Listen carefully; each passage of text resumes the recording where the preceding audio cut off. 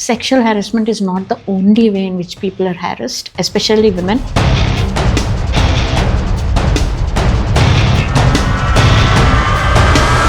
The cases of sexual harassment have been addressed properly? Have they been resolved properly? Was there and is there an increase in the number of cases that are reported by the employees in the organization? What role has HR to play in these areas?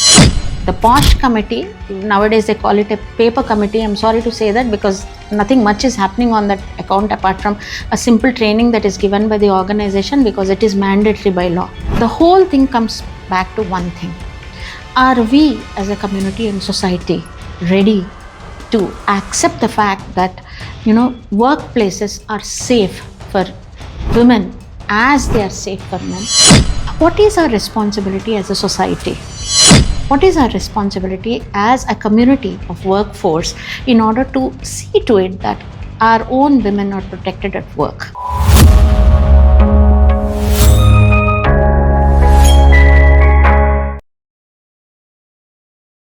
Two days back, I got a distress call from a Gen Z employee. It was a 22-year-old employee. I'll not disclose the name and the industry to protect her identity.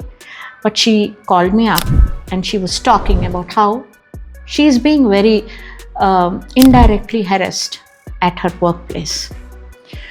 I have found out over the period of time that sexual harassment is not the only way in which people are harassed, especially women.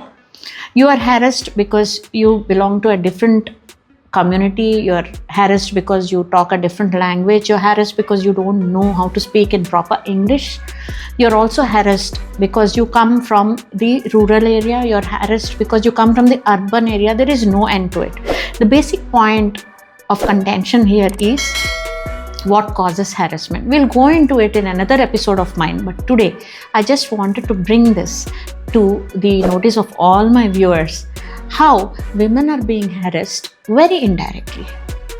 Even the people who harass women have become very, very intelligent, I feel, because the way in which they harass you becomes so covert, so very indirect that most of us will not be able to even complain against it. So coming back to the story of this young lady, she was harassed by her immediate superior, where he just tried to indirectly pass a comment on her personality by stating things that were very offensive. It was very unacceptable because he has suggested that she had taken a sick leave actually, and she had asked her parents to send her a vehicle, and she went in her own vehicle with her driver, and he happened to pass a comment on her saying that she took a day off and went away with her friend from another company which was sharing the same workspace. This was offensive, but it was not direct, and the young lady was so upset that she couldn't share it with anybody, and she called me up and she started discussing this.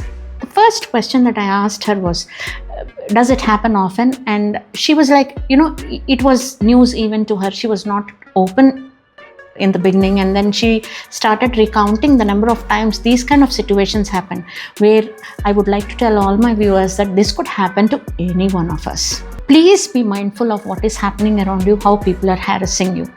That was the moment of truth for her when she started telling me that, oh yeah, this has happened with me, with this person quite a number of times. And that's when I started digging into the story, and I found out that day in and day out, this particular superior was trying to pin her down on everything. And at this particular point of time, I asked her, how did you deal with it? This lady was very gutsy. She went ahead and asked him to mind his own business, and she told him that who I go out with, how I go from work is none of your concern. It's only my work that matters. And she put him in his place, no doubt. But the next day I got another call from her saying that now he started pinpointing her at every given instance and started harassing her left, right and center. This is where, the question pops up as to how prepared are our organizations, how trained are our employees in order to deal with these kind of situations. First and foremost, if you look at the figures, year 2025 has recorded 6.2% growth in the number of cases that had been filed at workplace against these kind of harassments. It's good news, no doubt about it. And as I told you, 61% of the employees say that they trust their managements, their top leadership. So far, so good. Another figure that came in the same report, that there has been an increase of 21% in unresolved cases of harassment concern. This shows that reporting has increased, but they have not been resolved. So are we trying to bring about paper laws and paper committees and not trying to address the issue? This is my concern. The kind of harassment that this lady has suffered, I'm sure most of us suffer much worse than that. This was just a verbal, indirect kind of an abuse, but many women at work suffer physical abuse, they suffer direct taunts and other such things which all of us are aware of. So how do we go about it and how do we address this? The government has come out with an act called POSH, the Prevention of Sexual Harassment Act for the workplaces, and the very report again says that 70% of the organizations do not actually train their employees for it. What is our responsibility as a society? What is our responsibility as a community of workforce in order to see to it that our own women are protected at work? There are many kinds of harassment which other genders also go through, but I am concentrating on sexual harassment of women in this particular episode. So how do we go about it and what happens when these kind of things happen? This lady was gutsy, she could report it and then put the person in place, and she is bearing the brunt of it. When I asked her, will you go and complain to your HR or your immediate leadership, she was very hesitant. She said, what would I tell them? I'm not so sure about whether they would take it as an offense in the first place. This is the story of an average woman who works and who goes out of home, and then they need security at workplace, and what connotates security for working women.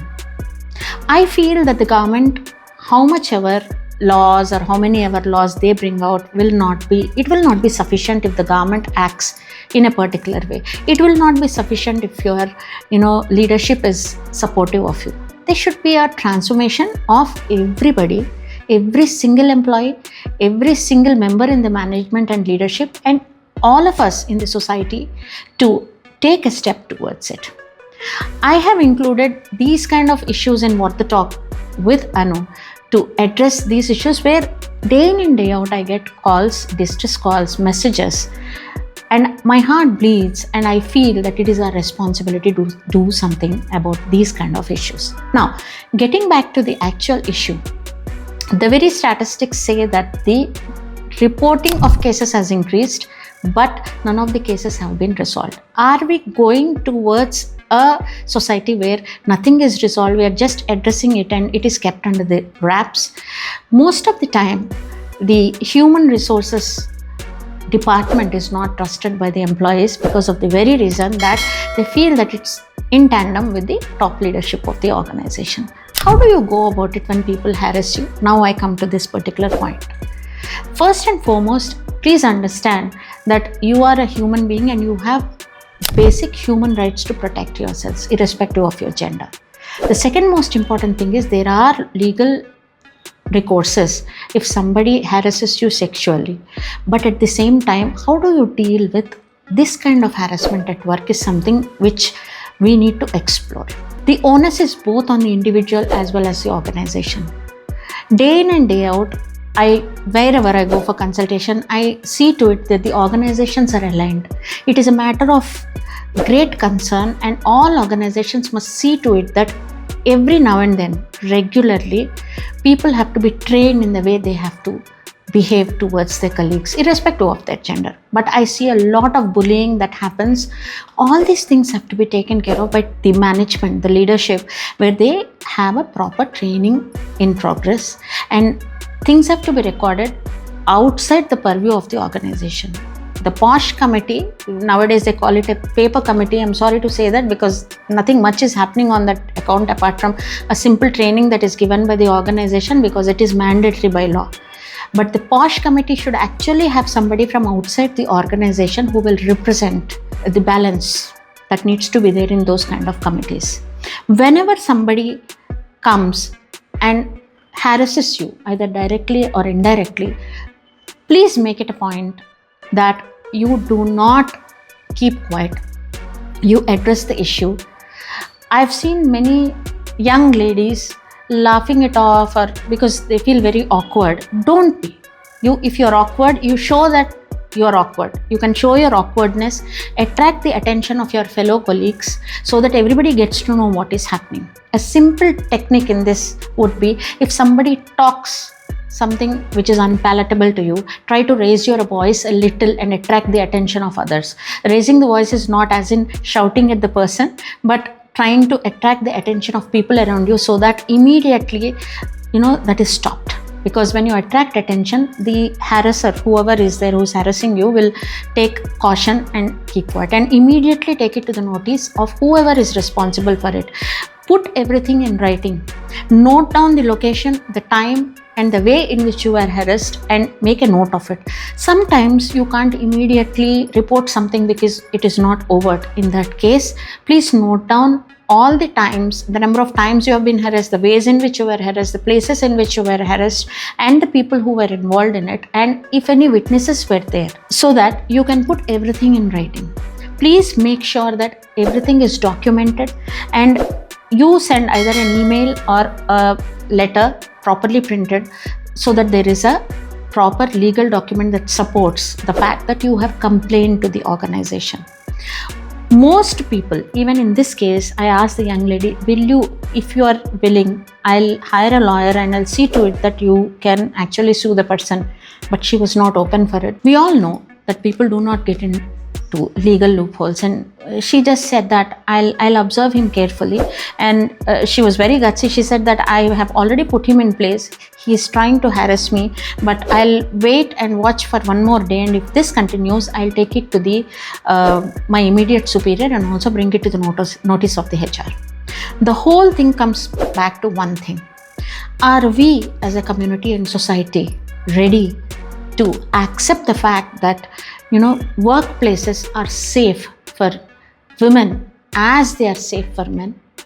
What do we want in order to keep our sisters, our friends, our spouses who are women safe?